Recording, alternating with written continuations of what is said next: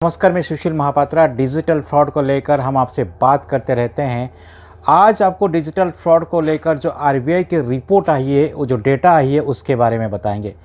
RBI ने अपने data में बताया है कि देश में कुल कितने डिजिटल फ्रॉड हुए हैं और सबसे ज़्यादा फ्रॉड किन बैंकों में हुई है। सबसे पहले आपको बताते हैं कि 2022-23 में कुल कितने फ्रॉड हुए हैं। आरबीआई की रिपोर्ट के हिसाब से 2022-23 में संख्या के हिसाब से कुल 13,530 फ्रॉड सामने आए हैं, जिसमें 9,932 फ्रॉड निजी बैंकों में हुई है, यानी प्राइवेट बैंक में, जबकि 3,405 फ्रॉड सरकारी बैंकों में हुई है। अगर मूल्य के हिसाब से देखा जाए तो 29,852 करोड़ की फ्रॉड हुई है, जिसमें से 21,125 करोड़ की फ्रॉड सरकारी बैंकों में हुई है, जबकि 8,727 करोड़ की फ्रॉड निजी बैंकों में हुई है।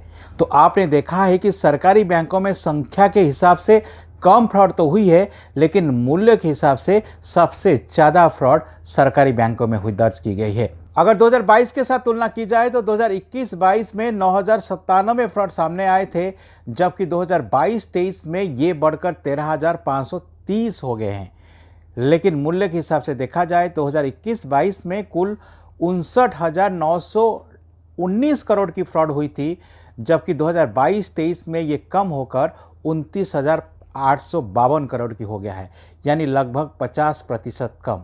कुल 29,852 करोड़ की फ्रॉड में से 28,792 करोड़ की फ्रॉड लोन रिलेटेड है, यानी आप जो लोन अप्लाई करते हैं या फिर आप जो लोन लेते हैं। कई बार ऐसा होता है कि जो कस्टमर केयर अफसर होते हैं, जो फर्जी कस्टमर केयर अफसर, वो आपसे फ़ोन करते हैं और आपसे कहते हैं कि हम आपको कम इंटरेस्ट में लोन देंगे, या आपके पास अगर लोन है तो हम आपको दूसरे बैंक में ट्रांसफ़र करा देंगे, उसमें आपको कम इंटरेस्ट देना पड़ेगा।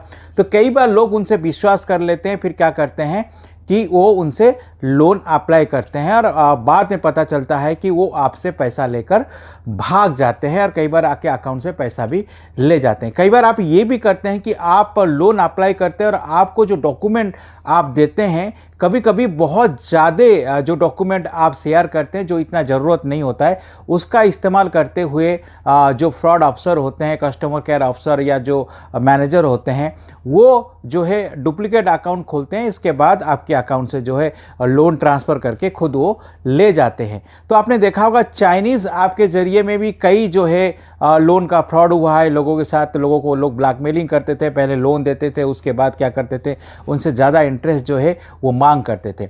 इसी तरह जो है जो रिपोर्ट आई है आरबीआई में, उसमें बताया गया है कि सबसे ज़्यादा जो फ्रॉड है वो लोन रिलेटेड है, यानी 90% के करीब जो फ्रॉड है वो लोन रिलेटेड है, यानी सबसे ज़्यादा पैसा जो लोगों के खाते से निकाला गया है या लोगों के साथ जो फ्रॉड हुआ है वो लोन रिलेटेड है। इसीलिए हमने आपके पास ये डेटा लेकर आए थे, ताकि आप सतर्क रहें। अगर आपके पास लोन को लेकर इस तरह की जो है अगर कॉल आते हैं तो आपको सतर्क रहने की ज़रूरत है।